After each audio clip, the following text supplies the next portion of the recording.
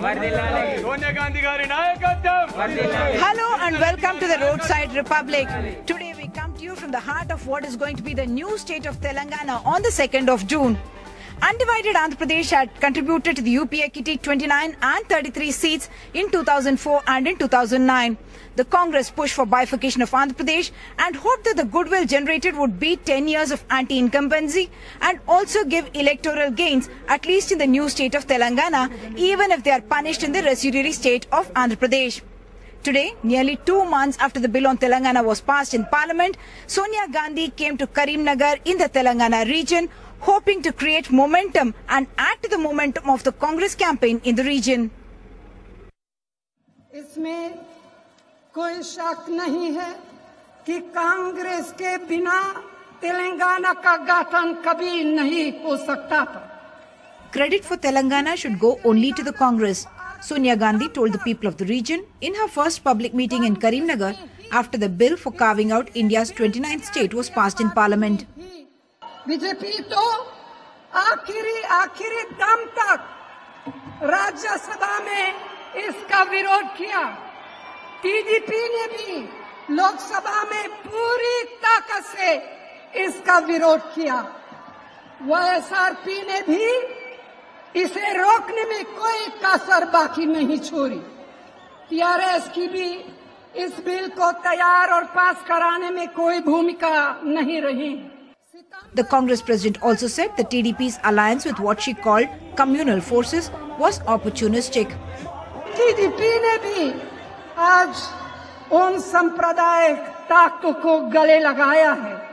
यह भी हो सकता है कि आने वाले समय में कुछ और पार्टियां सत्ता के लालच में भाजपा का दामन थाम सकती है. इसलिए आप सबको सावधान रहने की जरूरत है. Sonia made no reference to the TRS backing out of a merger with the Congress. अब सादगी के साथ जिम्मेदार सरकार चलाने का समय है और ये काम केवल कांग्रेस पार्टी ही कर सकती है. टीआरएस है जो केवल डराने और धमकाने की भाषा बोलती है. Most Telangana Congress leaders concede that the Congress has failed to capitalize on the kind of goodwill that Sonia Gandhi enjoys in the Telangana region, and they are hoping today's meeting of Sonia Gandhi, coming after nearly 5 years of her promise to give Telangana, will provide the momentum to the Congress campaign in this region that has lacked the kind of aggressive stance that a Telangana Rashtra Samiti or even a TDP-BJP combined has shown in the Telangana region. In Karimnagar, with camera person Nagaraju, Uma Sudhir, NDTV. In just about 2 weeks from now, the people of Telangana will vote, and Congress certainly hoping that Sonia Gandhi's meeting would have added much needed momentum to their campaign in the region.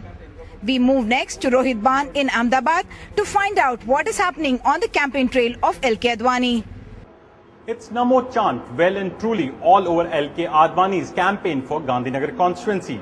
The party patriarch hit the campaign trail for the second time in less than a week, hoping to repeat his past performance. But for the party workers who are assisting him during his roadshows, it's clear on why they are rooting for him.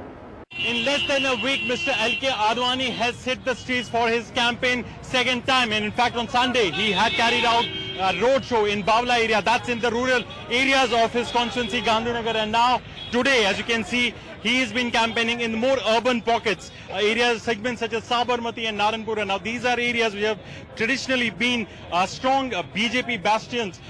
But he is on his own. He's been trying to carry out an intensive campaign. In fact, campaigning has come at a time when there's been a lot of political drama was played out. While allotment of the tickets, Mr. Advani himself was a little reluctant in contesting from Gandhinagar. Eventually he had to buckle down to the pressure of the party and also to the BJP's prime ministerial candidate Narendra Modi. And finally, he is campaigning for himself in this particular in Gandhinagar constituency.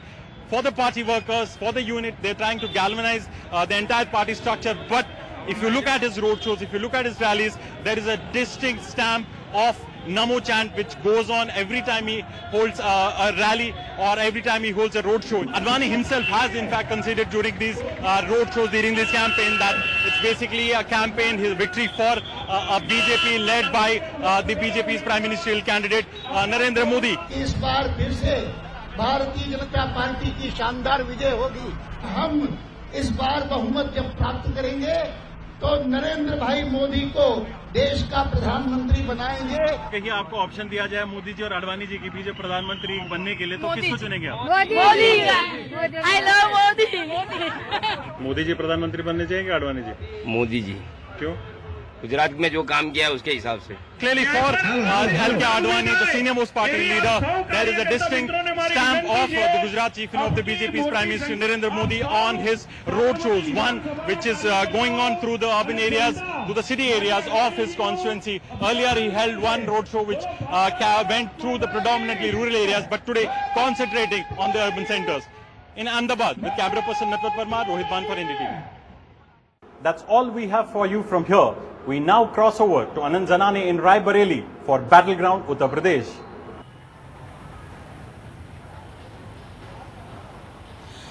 Thanks a lot, Rohit. We are coming to you from Rai Bareli tonight after quite literally a roadside republic. We did a road trip across Rai Bareli with Priyanka Gandhi. It was a grueling 81 kilometers in which Priyanka Gandhi held 11 rallies, and she, without naming Narendra Modi, attacked him. She actually said that he talks about governance, a me, myself and I sort of governance, which is something that the Congress does not stand for. Let's take a look at this report. Priyanka Gandhi is on a road trip in Rai Bareli. She is canvassing for her mother, and on this road trip she is covering an 81-kilometer long stretch and doing 11 rallies in a single day.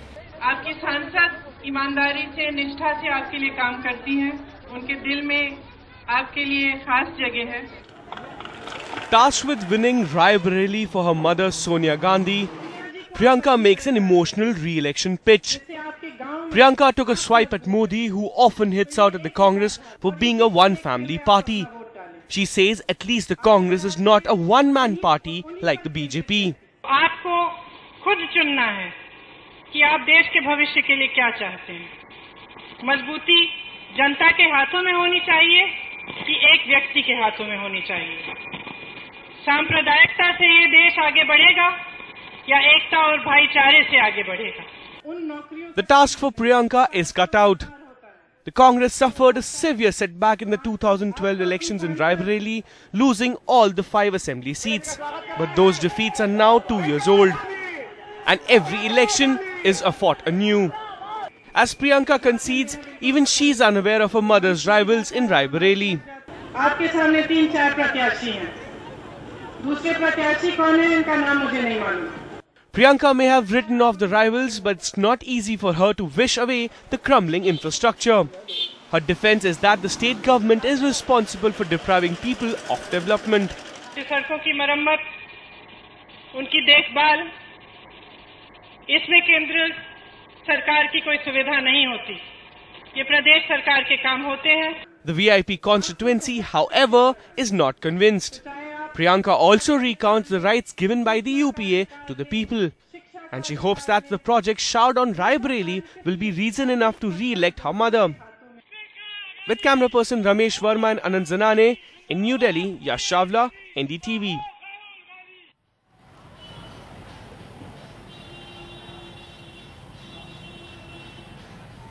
Well, let's now move from the news of Priyanka Didi to the news of Amma Jayalalitha, and joining me is my colleague Radhika Iyer from Krishnagiri. It's over to you, Radhika. Thanks, Anand. From Mayawati land to Jayalalitha land, we are coming to you live from Krishnagiri, which is going to be the venue of the Tamil Nadu Chief Minister Ms. Jayalalitha's rallies, and it has been a talking point here in Tamil Nadu, given that the crowds are massive here at each of her rallies. She has chosen to stick to the traditional style of campaigning, which is huge and large public meetings, and what an extravagant, larger than life rally each one is turning out to be. No less than an amusement point in smaller towns like Krishnagiri itself. Take a look at this ground report, which talks of the dynamics around Tamil Nadu politics this election.